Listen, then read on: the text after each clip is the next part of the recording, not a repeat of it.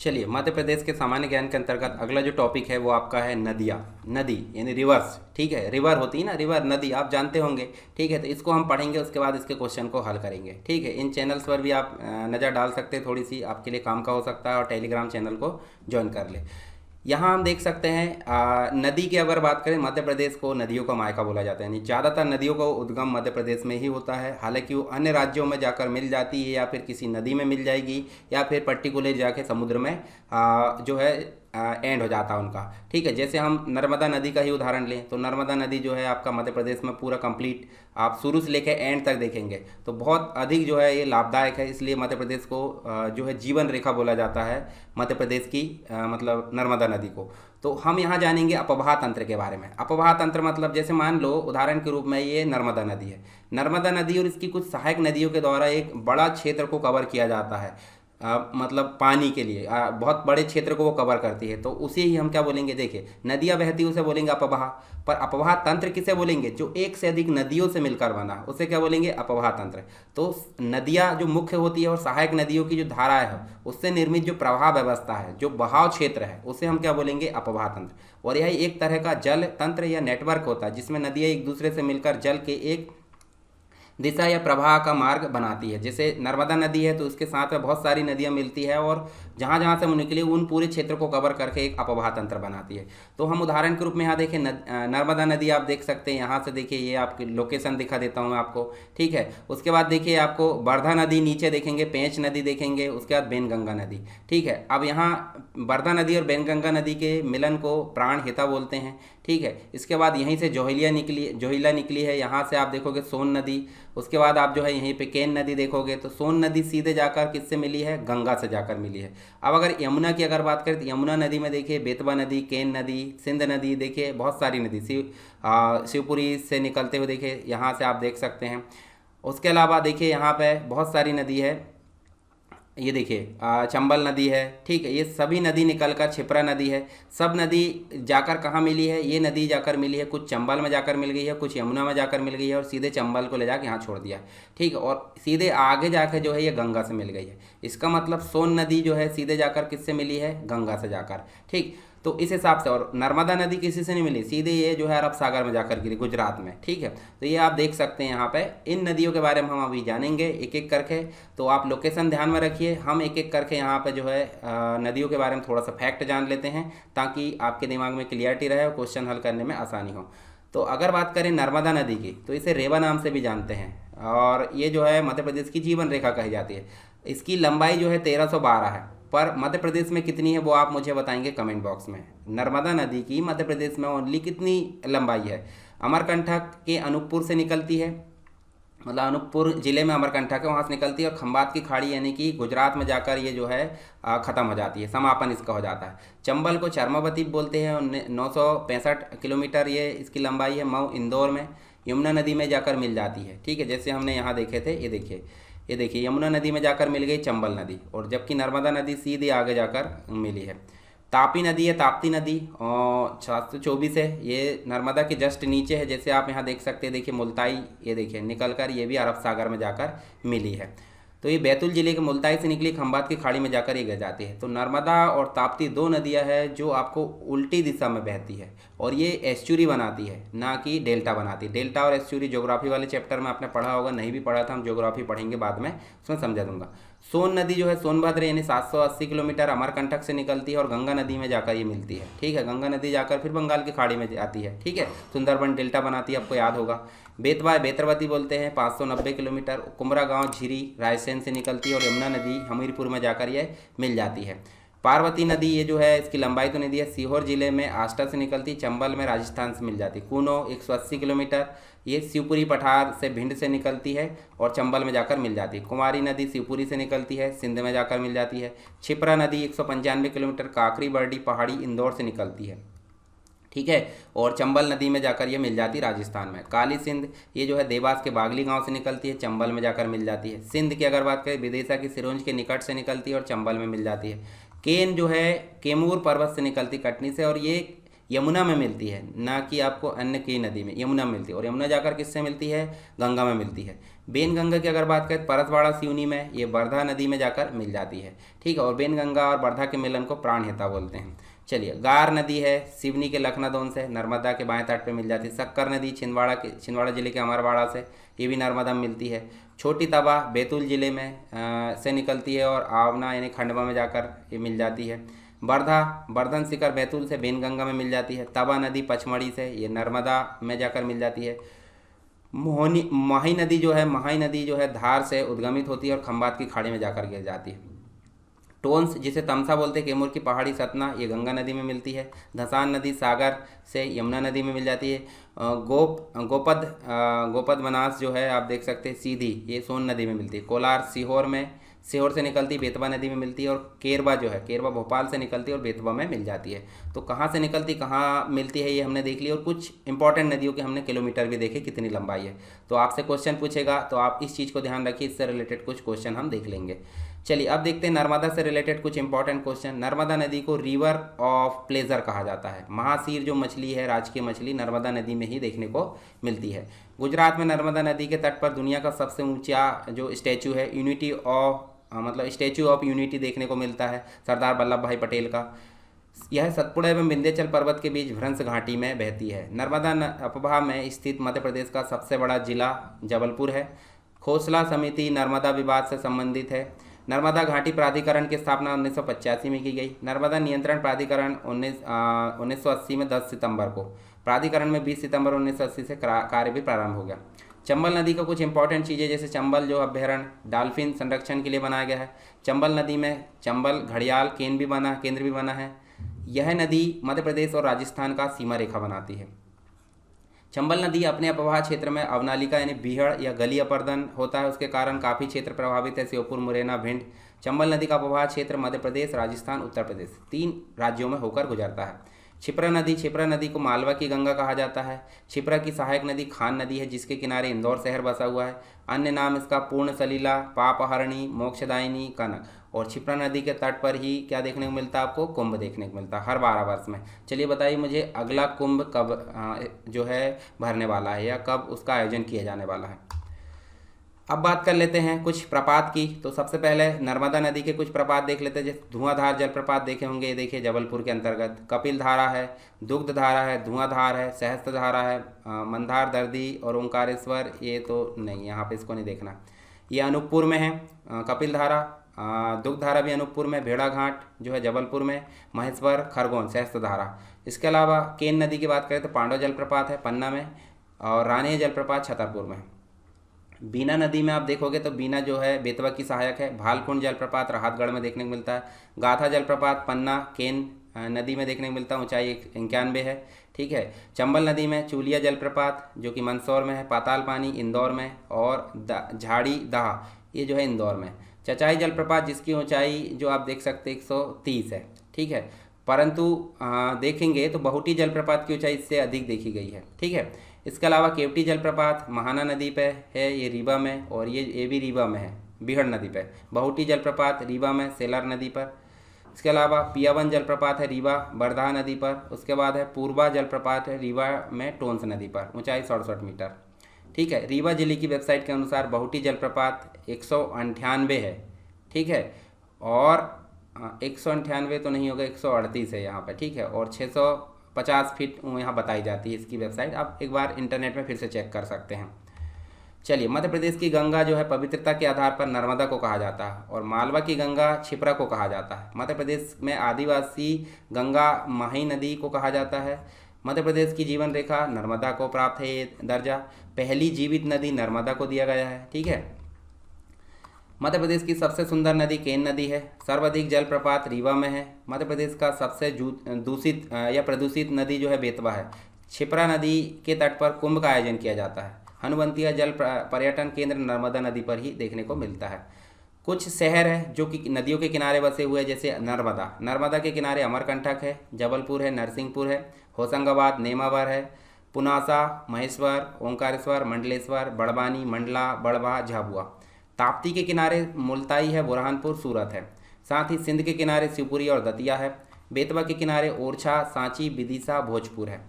चंबल के किनारे मऊ, श्योपुर, रतलाम, मुरैना है। काली सिंध के किनारे बागली, देवास, सोनकच्छ है। इसी प्रकार अगर देखें पार्वती नदी के किनारे शाजापुर, आष्टा, राजगढ़ है। छिपरा के किनारे उज्जैन है। माही के किनारे कुक्षी, धार है। तवा के किनारे तवा, नगर और पचमढ़ी है। बेनगंगा के किनारे मात्र बालाघाट है। शिवना नदी के किनारे मंदसौर है, पशुपतिनाथ मंदिर। बिछ्या नदी के किनारे रीवा है। तो ये कुछ नगर थे जो कि नदियों के किनारे है, वो भी हमने देख लिए। कुछ जलप्रपात हमने देख लिए, नदियों के बारे में इंपॉर्टेंट चीज देख लिए, ठीक है। अब जो है आप एक बार और यहाँ पे नदी देख सकते हैं, जैसे नर्मदा नदी यहाँ देख सकते हैं। परियोजनाएं वगैरह हम बाद में देखेंगे। इसकी सहायक नदी भी देख सकते हैं। इसके अलावा देखोगे तो यहाँ शुरू से देखिए माही नदी, उसके बाद चंबल नदी, काली सिंध नदी, पार्वती नदी, सिंध नदी, बेतवा नदी, ये सब जाकर कहाँ मिल जाती है? कुछ मिल जाती है यमुना में और कुछ मिल जाती है चंबल में। चंबल भी जाके आखिरकार यमुना में मिलती है। सोनार और बेधर्मा, केन नदी आपको मिलेगी यमुना में। टोंस नदी भी आपको आगे जाकर देखने को मिलेगी। और सोन नदी जो है आपकी सीधी जाकर मिलेगी गंगा में। कहाँ मिलेगी? गंगा में। इसके अलावा नीचे कुछ सहायक नदियाँ हैं, जैसे बरधा नदी है, पेंच नदी, बेनगंगा नदी, ये सब जाकर आगे जाकर मिल जाती है, ठीक है। तो इनके मिलन स्थान को प्राणहिता बोलते हैं। चलिए आगे चलते हैं। अब हम बात करते हैं एमसीक्यूज़ की। एमसीक्यूज़ मतलब क्वेश्चंस की। पहला जो क्वेश्चन है, निम्न नदियों को उनके उद्गम स्थलों से मिलाइए। जैसे केन नदी कहाँ से निकलती है? काली सिंध, पार्वती, ये सब इनके अगर बात करें तो देखिए जो हम देखें यहाँ पे आप देख सकते हैं तवा नदी अगर देखें तो ये पचमढ़ी से, ठीक है। इसके अलावा यहाँ पे पार्वती की अगर बात करें तो सीहोर से। उसके बाद है काली सिंध की अगर बात करें, काली सिंध जो है आपकी कहाँ देखने को मिलती है? ये आपको मिलती है बागली में। और केन नदी आपको जो देखने को मिलेगी विंध्याचल पर्वत में। तो इस हिसाब से इसका राइट आंसर क्या हो जाएगा? आ, यानी कि आ राइट आंसर है यहाँ पे, ये देख सकते हैं आप। मध्य प्रदेश की नदियों के संबंध में निम्न कथन सत्य है। निम्न में से कौन सा कथन सत्य है? सोन नदी को स्वर्ण नदी बोला जाता है। चंबल नदी का प्राचीन नाम चर्मवती है। बेनगंगा का उद्गम स्थल परसवाड़ा का पठार है। पूर्णा जो है ताप्ती की सहायक नदी है। तो इनमें से कौन सा है बताइए मुझे। तो यहाँ पे आप देख सकते हैं चारों ही सही हैं, मतलब आ हमारा राइट आंसर है। निम्न नदी द्वारा बनाए गए खड्ड दस्युओं को की आश्रय स्थली क्या है? मतलब खड्ड या दस्यु मतलब जो बीहड़ होते हैं, बीहड़ जो है आपको कहाँ देखने को मिलते हैं? चंबल में, यानी सा हमारा राइट आंसर है। डाकुओं यानी दस्यु मतलब डाकुओं की आश्रय स्थली है। डाकू के रहने का स्थल बीहड़ होते हैं। निम्न नदियों की लंबाई के संबंध में असत्य कथन क्या है? निम्न नदियों की लंबाई के संबंध में असत्य कथन क्या है? तो देखिए चंबल की लंबाई 965 है, ताप्ती की लंबाई 724, सोन की लंबाई 780, बेतवा की लंबाई 365। तो यहाँ पे आप देख सकते हैं जो बेतवा है उसका बस गलत है, बाकी का सही है, क्योंकि बेतवा की लंबाई 480 है ना कि 365 है। बाकी का भी आप देख सकते हैं, ये देखिए सबकी लंबाई एक बार और देख सकते हैं। निम्न नदियों में से दक्षिण की ओर बहने वाली नदी कौन सी है? चंबल नदी देखिए, चंबल नदी आपको ऊपर की ओर देखने को मिलेगी। ताप्ती नदी इधर देखने को मिलेगी, तो ये दोनों नहीं होगी। बेनगंगा, तो बेनगंगा जो है दक्षिण की ओर मिलती है और बरधा नदी से जाकर आगे जाकर मिल जाती है। इनके मिलन स्थान को क्या बोलते हैं? प्राणहिता, ठीक है। निम्न नदियों में जो है उनके साथ में या उनके किनारे बसे नगर के बारे में यहाँ पे देखने को मिलेगा।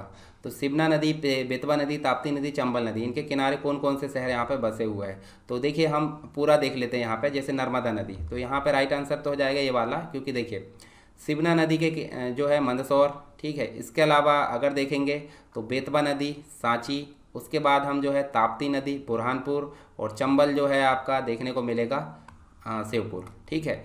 तो यहाँ पे बी हमारा राइट आंसर। और देख सकते हैं नर्मदा के किनारे बसे वाले शिवना के किनारे, आप इसको एक बार पढ़ लीजिए पॉज करके, या फिर पीडीएफ मिलेगी उसमें, ठीक है। तो आपको एक बार और रिवीजन हो जाएगा। मध्य प्रदेश का सबसे बड़ा नदी समूह कौन सा है? तो बताइए सबसे बड़ी नदी जो है आपकी कौन सी है? नर्मदा है, ठीक है। नर्मदा है, नर्मदा तो यहाँ भी है और नर्मदा यहाँ भी है, तो इसका मतलब सोन बड़ी है, बेतवा बड़ी, कि नर्मदा और चंबल बड़ी है?